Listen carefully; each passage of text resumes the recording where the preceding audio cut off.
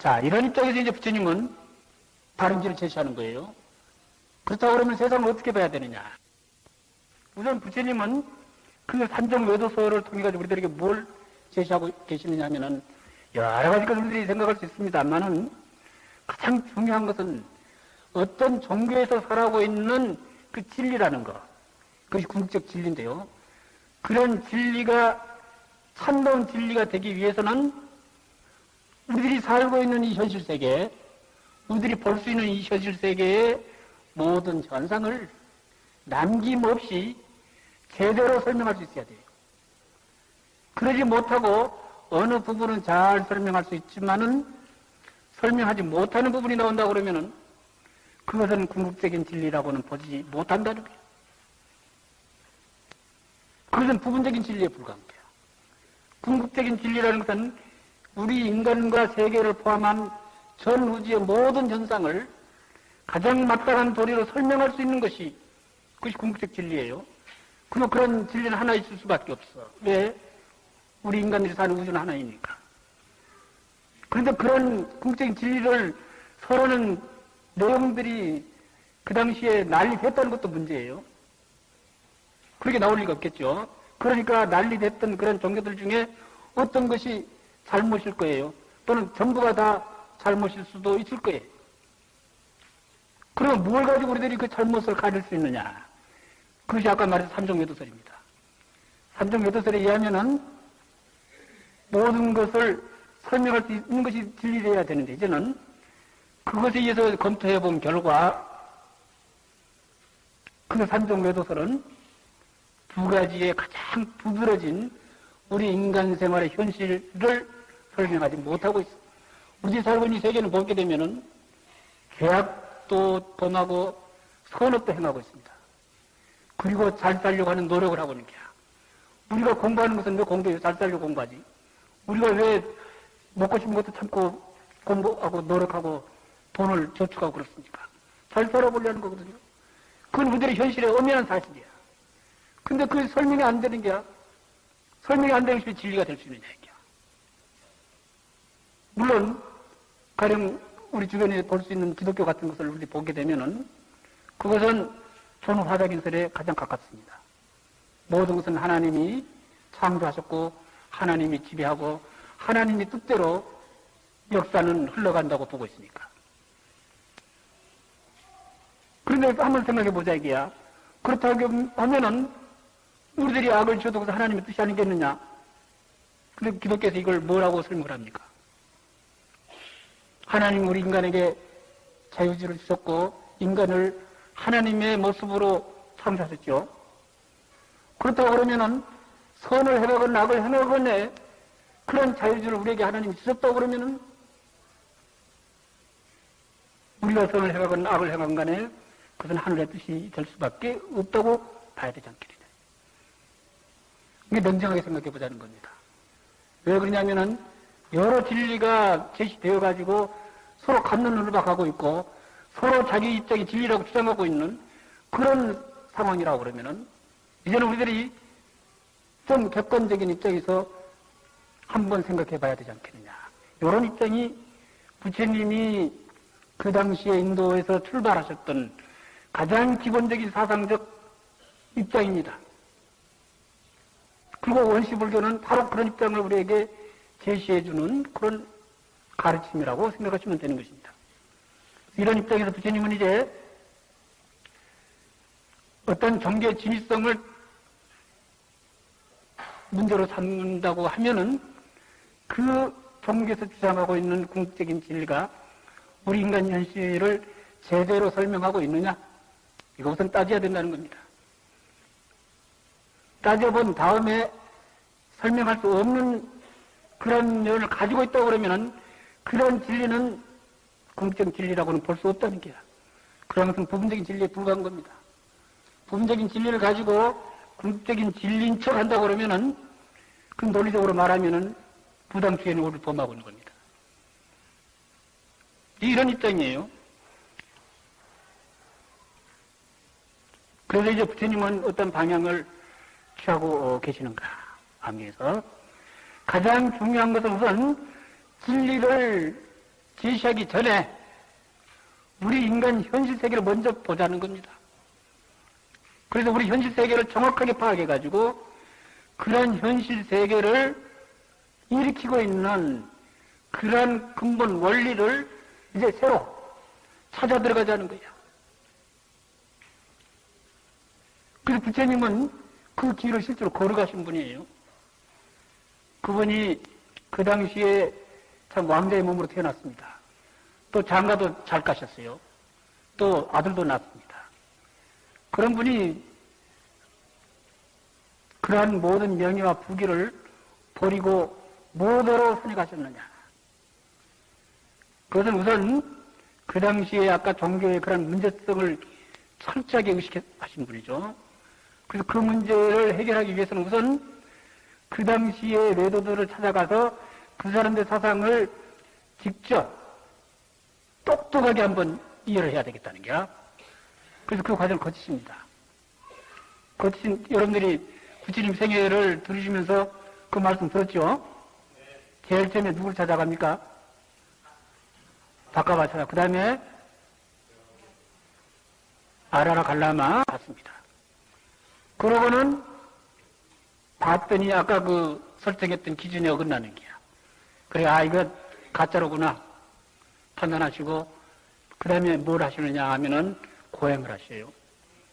고행이 참 엄청나게 고행을 많이 하시는 겁니다. 설산 6년 고행이라는 말이 있듯이 부처님이 29에 출가하셔가지고 35세에 성도하셨으면은 기간은 6년입니다. 근데 그 6년을 거의 전부 다 고행하셨다고 볼 수 있을 정도로 많은 고행을 하신 거예요. 근데 그렇게 심한 고행을 하셨다. 호흡도 줄여서 끊어버리고 음식은 물론 뭐 초단계에서 끊어버렸어요. 그리고 호흡도 끊어버리고 나중에 심장의 고동도 멈췄다. 그때는 귀에서 폭탄이 터진 듯한 그런 폭음이 들리시더라. 이런 것을 싫어하고 계신 겁니다. 심장의 고동이 멈춘다면 죽는 겁니다. 그러니까 고행하시다가 죽었다는 말이 돼요. 가까스로 살아난 겁니다. 어떻게 살아나시는 건 몰라도. 그렇게 고행을 해봤어도요. 목숨이 끊어질 만한 그런 고행을 해보셨어도 어떤 궁극적인 진리에 대한 깨달음이 저절로 일어나지는 않더라는 겁니다. 그거 버리시고 묻다가 조용히 앉아가지고 독자적인 사색에 잠겨서 깨치셨다. 그러면 그 깨친 게 뭐냐? 아까 말했듯이 우리 인간 현실 세계에 나와 있는 모든 현상을 가장 납상한 도리로 설명할 수 있는 그런 궁극적인 원리, 진리를 깨치신 거죠. 그래서 이제 깨치신 뒤에 세상에 나와서 우리들에게 설하는 것이 바로 아함경의 교설이고 대승경의 교설입니다. 이게 불교예요. 근데 이때 부처님이 그 세상에 나와서 설하시고자 하면서 또 한 번 문제에 부딪힙니다. 아함경에는 그 모습이 참 생생하게 그려져 있어요. 나도 세상에 나가서 사람들에게 가르치고자 하는데 그렇게 가르칠 때 나도 다른 종교처럼 내가 참 하늘의 계시를 받았노라, 내가 궁극적인 길을 깨쳤노라, 이러한 절대적인 권위를 내세우고 너희들은 다만 내 말을 믿을지어다, 내가 진리요 내가 길이니라, 이렇게 가르칠 것인가?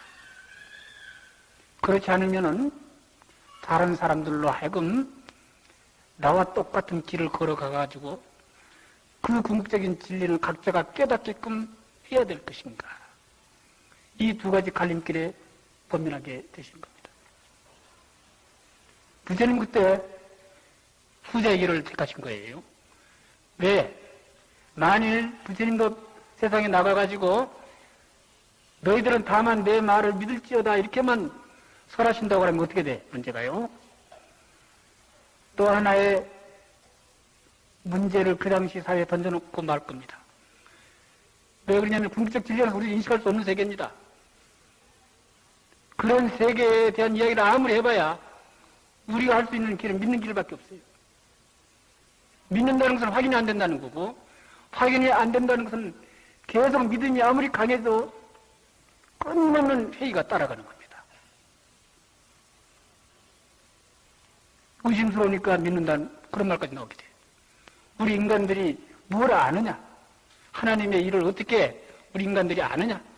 인간은 피조물에 불과하니까 하나님을 주로 받들고 종으로 살아갈 따름이다. 이렇게 인간의 그 이성을 죽이는 길밖에 없겠지. 부처님 만일 그런 길을 택하셨다면 불교도 오늘날 브라마니즘이나 저 기독교와 똑같은 그런 권위주의적인 종교가 되고 말았을 겁니다.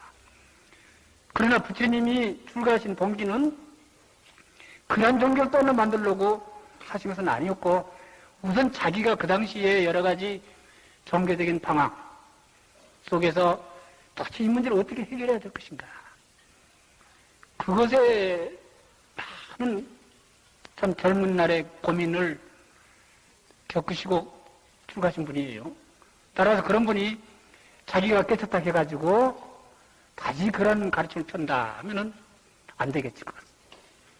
그 이분이 그 길을 택하지 않고 다른 사람에게 나도 나와 똑같은 깨달음을 얻게 해야 되겠다, 이 입장을 취하시게 되는 것입니다.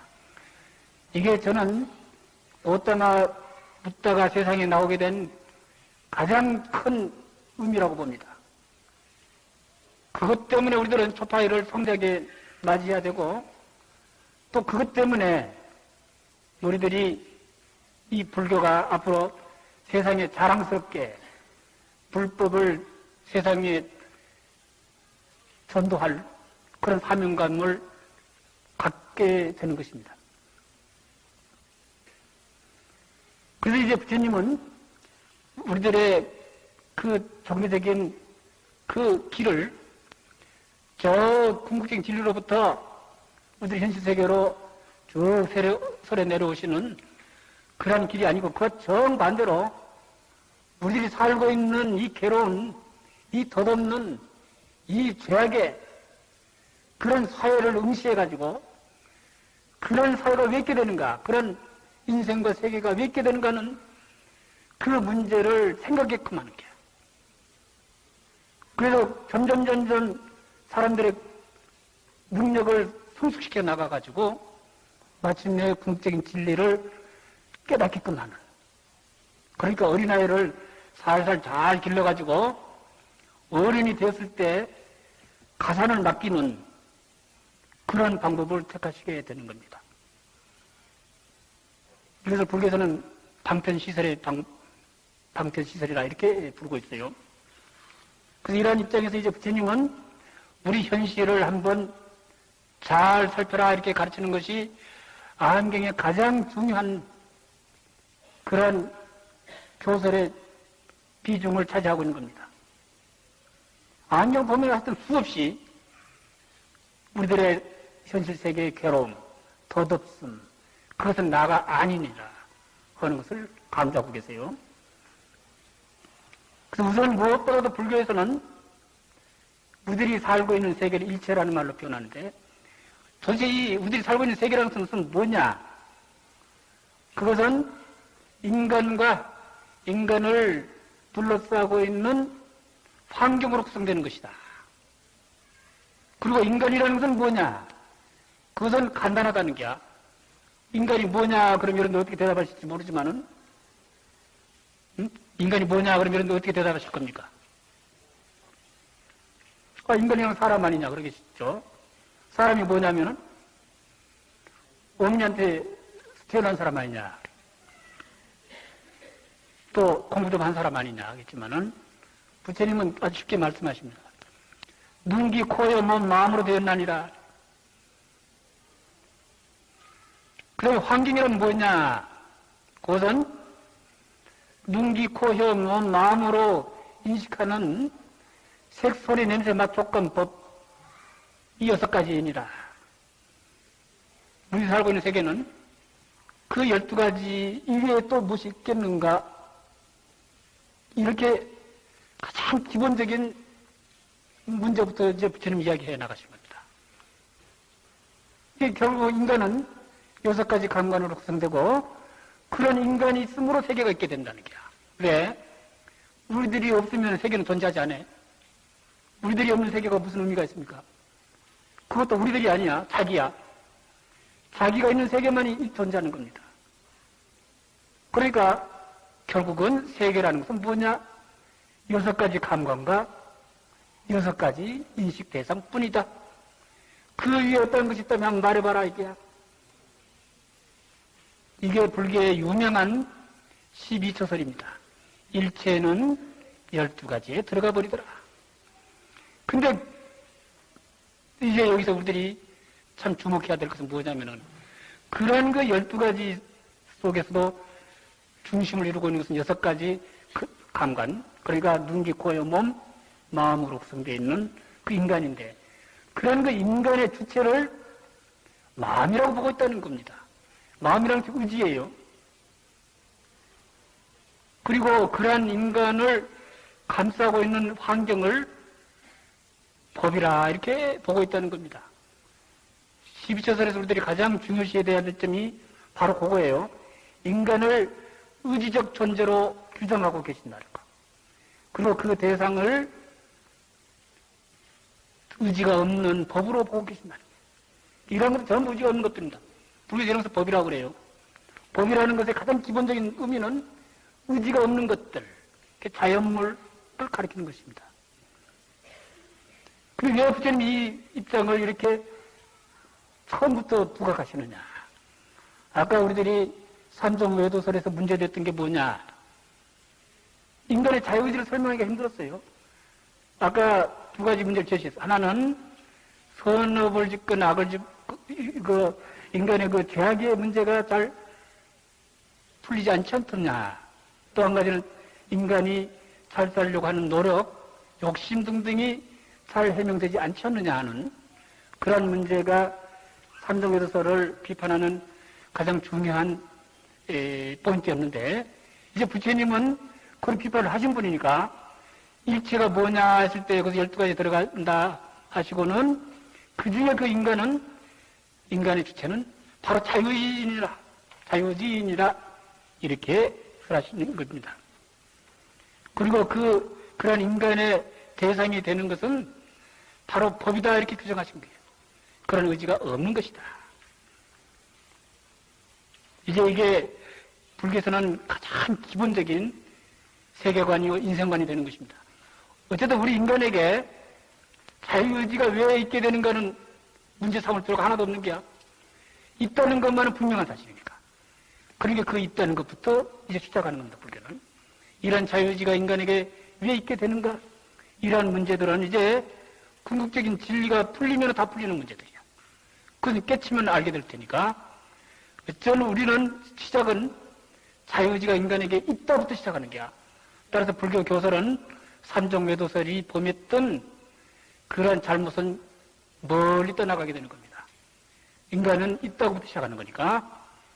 그리고 그러한 인간의 자유의지가 외경에 작용을 하게 되면은, 대상에 작용하게 되면은, 그런 대상은 우리 인간에게 그런 작용에 상응한 그런 반응을 반드시 보인다. 그런 입장이에요.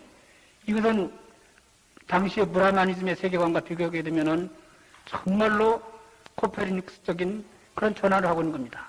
왜 그러냐면은 하나님이건 브라만 신이건 간에 알고 보면은 그 근원을 따져 들어가게 되면은 결국은 인간을 지배하는 것은 인간을 감싸고 있는 자연 환경이고 그런 자연 환경에서 인간을 지배하는 커다란 힘을 가진 것들, 태양이라든가 또는 비라든가 뭐 바람이라든가 벼락이라든가 이러한 것들이 신격화한 것이 배대에 등장하는 신들입니다. 따라서 자연신이라고 그래요. 자연의 지배력이 신격화한 것 이런 신이거든요. 이건 뭐냐면은 인간과 인간을 둘러싸고 있는 그 환경의 그 관계를 볼 때 자연 인간을 지배한다는 입장에 서 있는 겁니다. 근데 이제 부처님이 제시한 12처설은 정반대로 인간이 자유로운 의지를 가지고 있는 것이고 그러한 인간이 그 대상인 자연을 지배하고 있는 것이다. 그거는 기본 입장을 밝히고 있다는 겁니다. 그래서 이런 입장에서 이제 불교는 이제 어떠한 세계의 그 구조를 규명해 나가는가 하는 문제를 말씀드려야 되겠는데 시간이 됐기 때문에 우리 여기서 마치려합니다.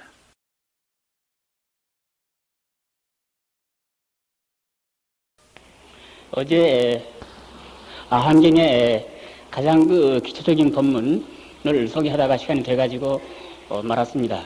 그래서 오늘 계속해서 그 이야기를 해나가겠습니다. 불교는 다른 종교와는 달리 대단히 그 특이한 점이 둘이 있는 것입니다. 그래서 저는 이 말을 학생들에게도 늘 합니다만은 다른 종교하고 가장 두드러진 특징이 두 가지 있는데 그 첫째는 우선 그 부처님의 교설, 부처님이 사람들에게 가르쳐 설하시는 방법이 대단히 특이하다는 것입니다. 그래서 어제 말씀드린 바와 같이 부처님은 어떤 궁극적인 진리로부터 우리들의 현실 세계를 설명해 내려오시는 게 아니라 우리들의 현실 세계를 똑바로 바르게 그 관찰해 가지고 그러한 그 현상 세계를 일으키는 그러한 그 보다 근원적인 진리가 무엇이냐 이러한 문제를 각자 깨닫게끔 하신다. 그것은 부처님이 스스로 걸어가셨던 길이고 또 저희들에게도 그러한 길을 걸어가야만 인간의 모든 괴로움이 근본적으로 해결되는 것이다. 또 우리 종교들이 많이 난립해 있는 사회에서 어떤 종교적인 방향을 종식시킬 수 있고 종교의 어떤 그 대립을 가장 민주적인 방법으로 해결할 수 있는 그러한 길이 바로 그 위에서는 찾을 수 없는 것이다 하는 입장을 대단히 강력하게 제시하고 계시는 것입니다.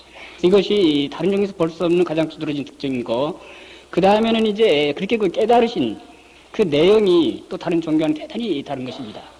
그러나 불교 교리에서 부처님이 깨달으신 내용이 구체적으로 무엇이냐 하는 것은 나타나지 않는 것입니다. 왜 나타나지 않느냐 하면은 모든 사람에게 깨닫게끔 하신 그러한 가르침 속에서 그 깨달음의 내용이 말로 표시되지 않을 것은 당연한 것입니다. 따라서 항상 불교에서 말하는 궁극적인 진리는 깨달음 속에 묻혀 있는 것입니다. 깨달은 사람에게는 그것은 너무나도 명백한 사실입니다만은 깨닫지 않는 사람에게는 사실은 답답한 내용이 되는 것입니다. 따라서 우리들이 그러한 깨달음의 내용이 무엇인가 하고 궁금증이 나는 사람은 부처님이 설하신 그대로 설에 닦아갈 수밖에 없는 그러한 위치에 있는 것이 우리들 불자들의 길이 될 수밖에 없는 것입니다. 그러나 어쨌든 부처님은 명확하게 그 길을 제시하시는 것이고 그러한 길이 바로 부처님의 가르침 속에서 중중무진하게 전개되고 있는 것입니다.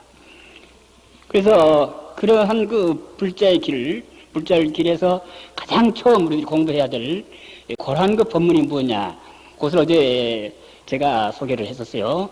우선 무엇보다도 먼저 우리들이 살고 있는 세계 이것을 불교에서는 일체 또는 모든 것이라는 말로 표현하고 있는 것입니다. 그래서 이러한 그 모든 것은 12가지에 다 들어가나니라 이렇게 아한경에는 수없이 되풀이하고 계세요. 모든 것은 12가지에 다 들어가 버린다. 그래서 이것을 12처설이라고 한다 한 말을 어제 했습니다. 근데 그 12가지는 뭐냐면은 인간을 구성하는 6가지 감관 눈, 귀, 코, 혀, 몸, 의지 그 다음에 그러한 6개의 감관을 통해 가지고 인식되고 있는 외계 다시 말하면은 색, 소리, 냄새, 맛, 촉감, 법이라는 이 6가지 경계인 것입니다. 그래서 결국 모든 것은 6가지 감관과 6가지 인식 대상 속에 보습되는 것이요. 그 외에 우리들 현실 세계에서 다른 것이 있는가 한번 찾아봐라. 이렇게 부처님 말씀하고 계세요. 12가지 다 들어가 버린다는 것입니다. 근데 그러한 12가지 속에서 또 우리들이 주목해야 될 것은 그 인간을 부처님이 의지라고 규정하고 계신다는 것입니다.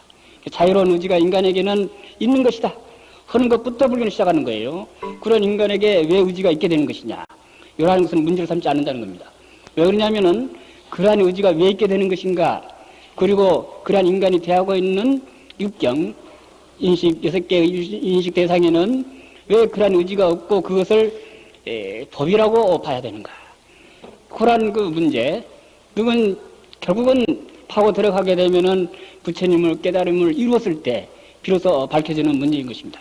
그럼 어쨌든 이 단계에서 우리들이 처음으로 정교적인 길 또는 불교에 들어서는 그런 사람 입장으로서는 일단 모든 것은 그 12가지에 들어가는 것이다.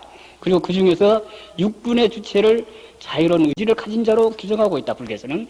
그리고 그 대상은 아주 어떤 작용을 받으면은 그의 자연스러운 반응을 보이는 그러한 개념으로서의 법이라고 규정하고 계신다.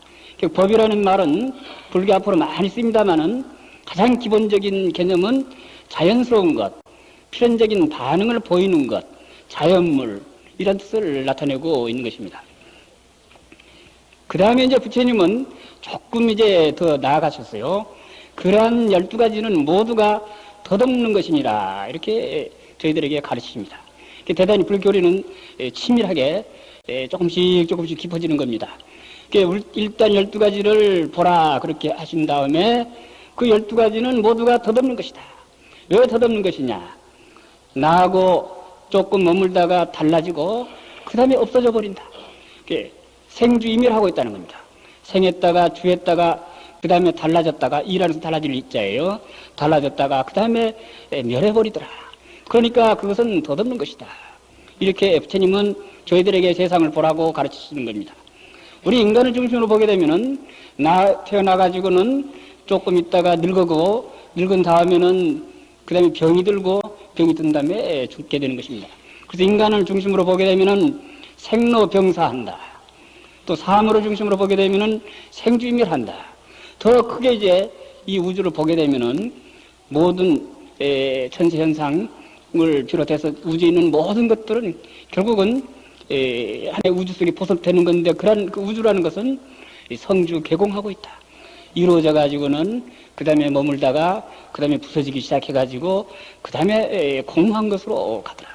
그 다음에 다시 우주가 생성되고 또 멸하는 그런 성주 개공의 과정을 쭉 되풀이해 나가고 있는 것입니다. 그래서 일단 모든 것은 덧없나니라 이렇게 보시라고 강조하고 계세요.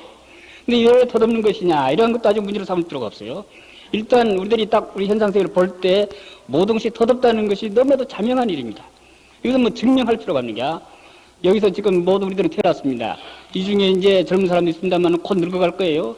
늙어가면은 곧 병이 들고 병이 들면은 이제 죽게 되는 것입니다. 이것은 너무나도 자명한 일이라는 증명할 필요가 없는 겁니다. 그런데 부처님은 이것을 여실히 우리들에게 보라 이렇게 가르치고 계시는 것입니다. 왜 그러느냐? 사실은 우리들이 그렇게 자명한 사실을 까마득하게 잊고 있는 겁니다. 우리들이 생주이멸하고 있는 또 생로병사하고 있는 그러한 그 존재를 우리들은 그렇게 이해를 하지 않고 있어요. 영원한 것으로 보고 있다는 게요. 그러니까 무상한 것인데도 영원한 것으로 보고 있다. 따라서 이 무지를 부처님은 깨우치고자 당시에 모든 것이 덧없나니를 대단히 강조하시고 한경에 보게 되면은 그런 말이 수없이 되풀이되고 있는 것입니다. 그 다음에 이제 부처님은 그렇게 모든 것이 무상하다 그러면은 그렇게 무상한 것은 그것은 즐거움이라고 볼 수 없는 것이다. 그것은 괴로움이라고 봐야 된다. 이렇게 해설하고 계세요. 무상한 것은 곧 괴로움이니라. 이렇게 안경에 보면 수없이 되풀이돼요. 무상한 것은 괴로운 것이니라. 왜 괴롭느냐? 도대체 무엇이 그렇게 괴롭습니까? 이렇게 물어보니까 부처님은 어떻게 안경에서 대답하고 계시느냐 하면은 생하는 것이 괴로움이고 그 다음에 늙는 것이 괴로움이고 또 병드는 것이 괴로움이요 죽는 것이 괴로움이더라. 사랑하는 사람과 헤어지는 것이 괴롭고 미운 사람과 만나는 것이 괴롭고 그 다음에 아무리 얻으려고 해도 얻어지지 않는 것이 괴롭더라. 한마디로 말하면은 인간 존재 그 자체가 괴롭더라. 인간은 존재가 구조적으로 괴로움이라는 겁니다. 왜 구조적으로 괴로운 것이냐 하는 말은 이제 조금 더 공부를 해 나가면은 이해하게 돼요. 그러나 어쨌든 일단 인간 존재는 구조적으로 괴로움이라. 이것을 불교 교리에서는 오성은 고라 이렇게 표현되고 있는 겁니다. 이것을 좀 더 정확하게 말하면은 인간 존재를 구성하는 5가지 근간적인 요소는 바로 그 요소의 그 성격이 괴로운 것이니라 이렇게 표현하시는 겁니다. 이것을 보통 8고다 이렇게 8가지 괴로움이다 이렇게 말하고 있어요. 이렇게 본다고 그러면 일단